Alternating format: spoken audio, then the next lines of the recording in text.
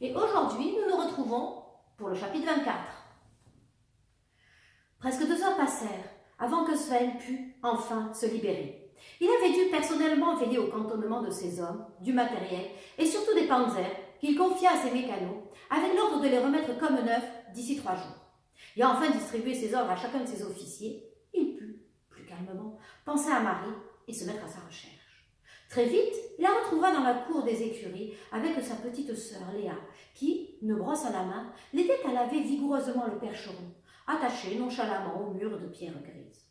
Marie, en short et polo, trempée, tenant un tuyau d'arrosage à la main, rinçait à grande eau le dos, recouvert d'une épaisse mousse savonneuse de son cheval, mouillant au passage sa petite sœur qui hurlait et la menaçait de sa brosse dégoûtante de savon. Toutes deux éclataient alors de rire. Soufflé par le spectacle, Valdemar s'arrêta au milieu de la cour. Personne ne l'avait encore aperçu. Il put ainsi profiter quelques instants de la scène. Le percheron gris, les yeux mi-clos, somnolait entre les mains de ses amis. Marie, ses cheveux relevés en un vague chignon, ses vêtements trempés, son pull rouge mouillé collait sa peau, épousant presque impudiquement ses formes.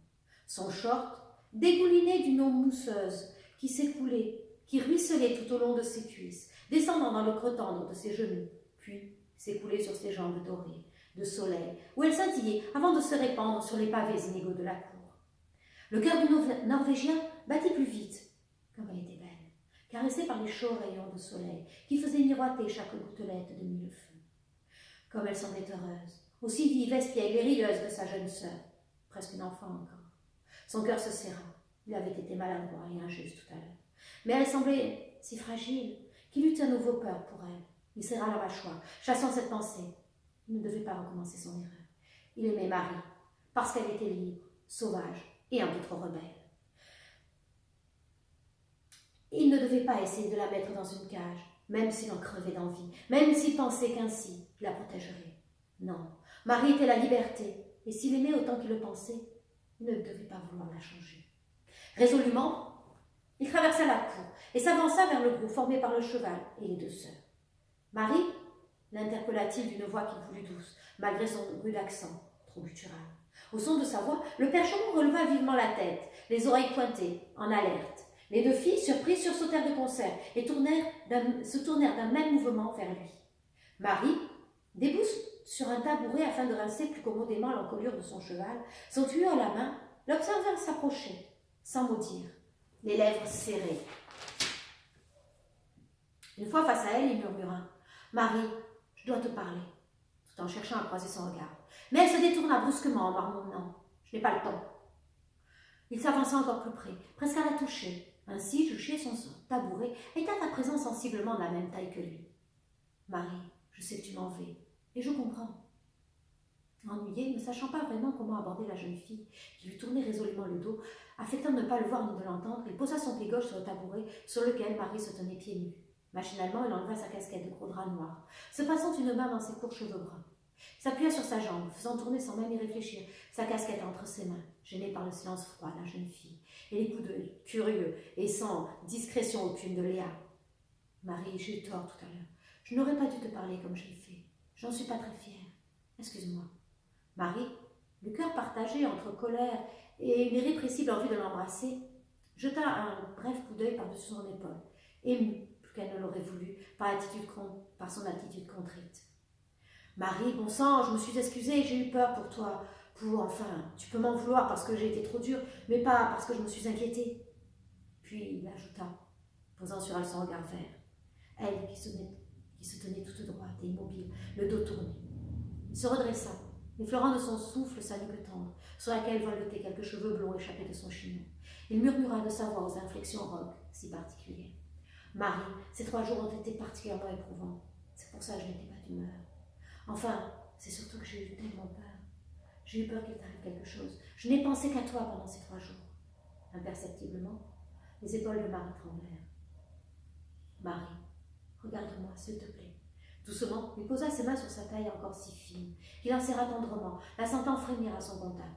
Alors, d'un simple mouvement, il la fit pivoter pour lui faire face. Leurs visages se touchaient presque. Sur celui de Marie s'écoulaient une à une des larmes silencieuses qui roulaient lentement sur ses joues pâles malgré leur hâle. Très tendrement, il les essuya Elle releva alors lentement la tête et leurs regards se croisèrent. J'ai eu tellement peur de te perdre.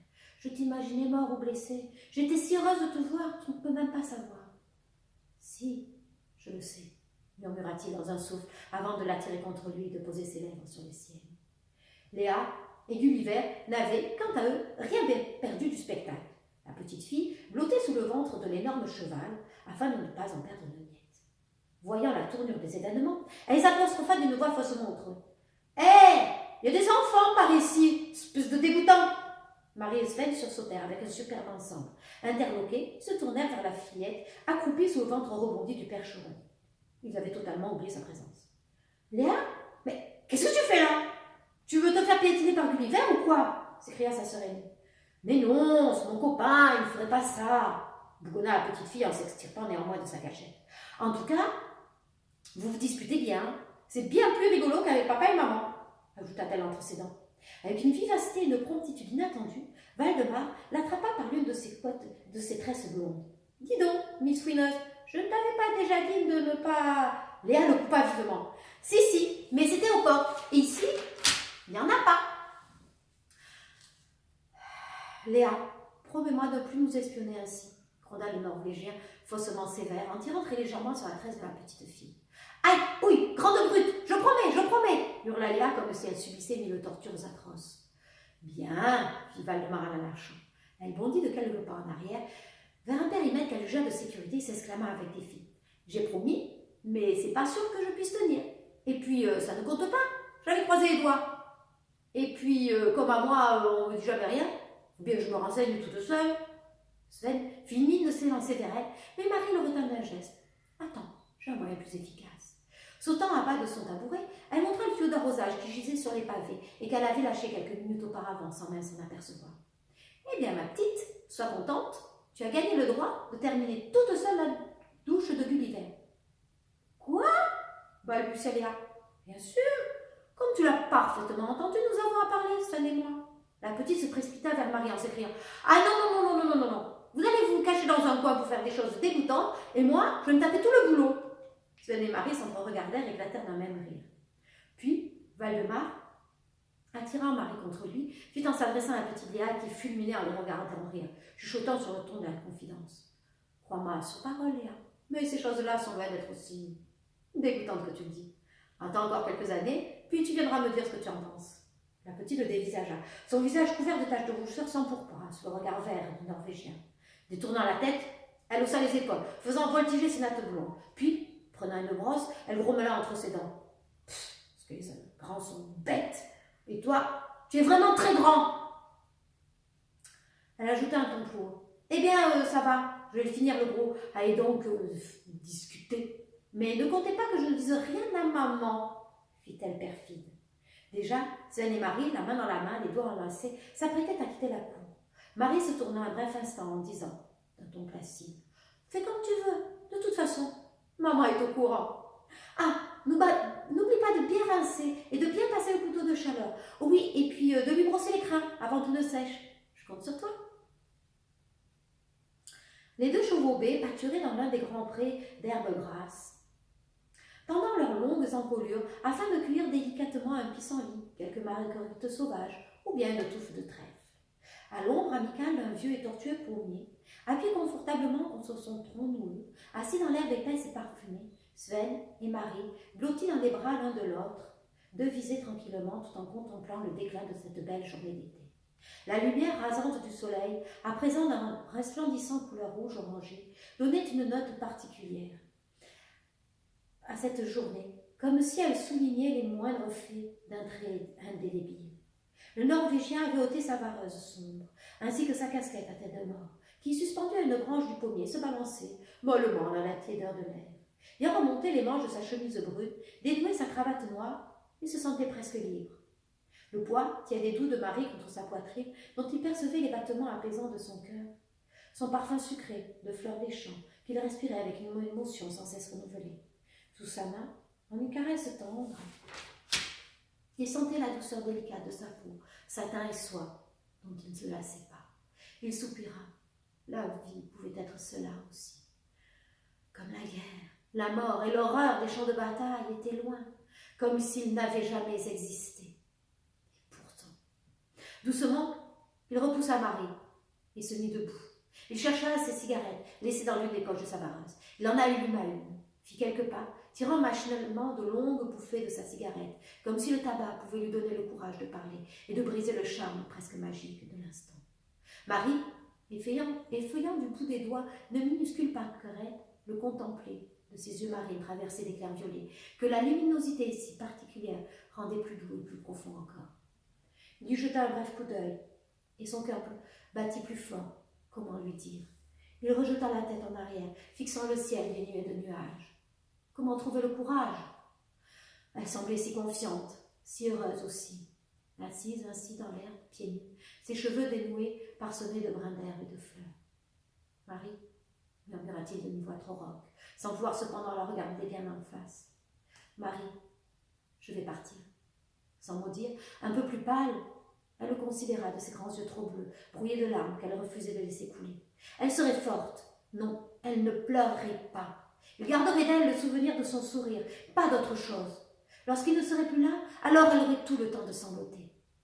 Elle prit une profonde inspiration et serra plus fort les dents, essayant de maîtriser son cœur affolé.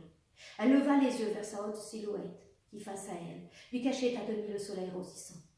Avec fascination, elle ne pouvait en détacher son regard. La brise jouait de ses doigts invisibles dans ses courts cheveux bruns. Elle eut la tentation, elle aussi, d'y poser la main. Pourtant, elle se contint. Elle voulait emmagasiner des images. Elle ne voulait jamais oublier comme il était beau dans ce soleil couchant, même si sa mâchoire était peut-être trop crispée et qu'un pli amer se formait là, au coin de sa bouche. Lentement, il pivota sur lui-même, surpris par son absence de réaction. Il croisa alors son regard flamboyant d'un amour et d'un désespoir si vaste qu'il sentit son cœur se déchirer. D'une pichonnette, il jeta sa cigarette à moitié consumée et se précipita vers elle, lui prenant la main. Il la fit se lever et la tirant contre lui pour la rassurer, la consoler, se rassurer et se consoler lui-même. Elle se coula contre lui, chaude, douce entre ses bras, aussi légère et fragile qu'un moineau de mésange. Il la serra contre lui, enfouissant son visage dans ses cheveux, respirant avec ivresse l'odeur sauvage de son cou, de fleurs et de foin. Quand chuchota-t-elle d'une voix frémissante de larmes contenues. Bientôt, très bientôt, fit-il sourdement, la sentant se raidir contre lui. Avec tendresse, il lui engloba son visage entre ses mains, trop rudes. Il l'embrassa avec une douceur infinie. « Je t'aime, Marie. » Puis il ajouta, parlant à mi-voix dans le creux délicat de son oreille. « Bientôt, je ne serai plus là. Il faudra que tu sois forte, très forte. »« Je le serai, Svein, » répondit-elle dans un souffle, blotti contre sa poitrine, tel un oiseau blessé. « Je sais, Marie, je sais que tu seras courageuse, mais tu auras tellement d'épreuves à surmonter. Ne t'inquiète pas pour moi, tout ira bien. Je vais juste mourir d'angoisse en songeant à chaque seconde tu vas recevoir une balle, je ne sais quoi. Ce n'est pas moi qui aurai la tâche la plus dure, ce n'est pas moi qui vais au front, Sven. Alors ne t'en fais aucun souci, ni pour moi, ni pour le bébé, je serai prudente. Ici, je ne risque rien. » D'une main très tendre, il releva doucement le visage, se perdant un instant dans la nuit étincelante de ses yeux. Puis il fit d'une voix basse et rauque. « Marie, quoi qu'il se passe, ne perds jamais confiance en moi. Quoi qu'il arrive, je reviendrai pour toi et pour notre enfant. Je te le jure. La balle qui doit m'abattre n'est pas encore coulée. Crois-moi. Aie confiance. Je reviendrai et je t'emmènerai voir la toundra et les aurores boréales. Sven, je veux juste que tu restes en vie, même si nous ne devons jamais nous revoir, murmura-t-elle, ses yeux rivés à ce vers du Norvégien. Marie, je reviendrai. Et si tu le crois aussi fort que je le crois, alors tout sera possible. Et confiance, demeurait un montant enlacé dans les lueurs enflammées du soleil couchant qui jetait ses ultimes feux. Et nous nous donnons rendez-vous